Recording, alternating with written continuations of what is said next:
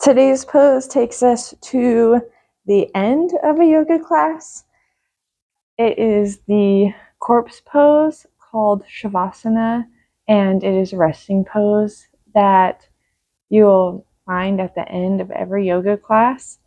And it doesn't seem like much, but some people call it the most important pose of the yoga class because it is the time after you've put in this work to rest and really soak in the benefits of the yoga practice before you just rush off to the rest of your day.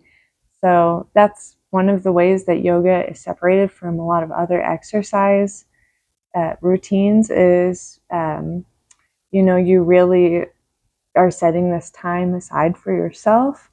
And then there's this definite beginning and this definite ending. That way you're not just kind of rushing through this thing like you do a lot of other parts of your day because you have to, it's just the way that it is sometimes. But for the corpse pose, it's at the very end of the class. You just lay on your back and your arms are stretched out beside you with your palms face up, and then your legs are just stretched out, and you let your feet flop kind of open.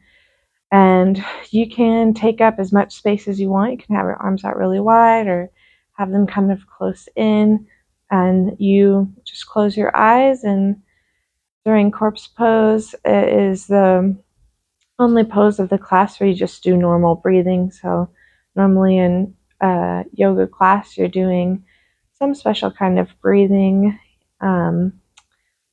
usually like kind of a noisy breathing through your nose called ujjayi breathing. But in corpse pose, you just breathe normally and you just relax and you have your eyes closed, and the teacher will usually signal you that they will wake you up or that you can lay in this pose as long as you like. So it's pretty wonderful.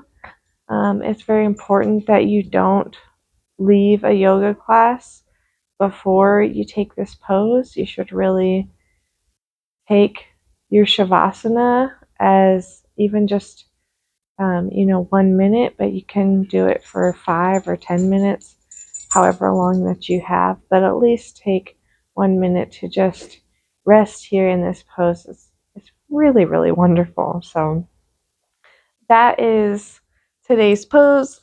It is the corpse pose. I hope that this will help you if you ever go to an in-person yoga class. You definitely will end the class with shavasana, and every online video that you do you should take your shavasana, and once you do it, you'll be like, oh, I see now. This is awesome. So make sure you never leave before you do your savasana.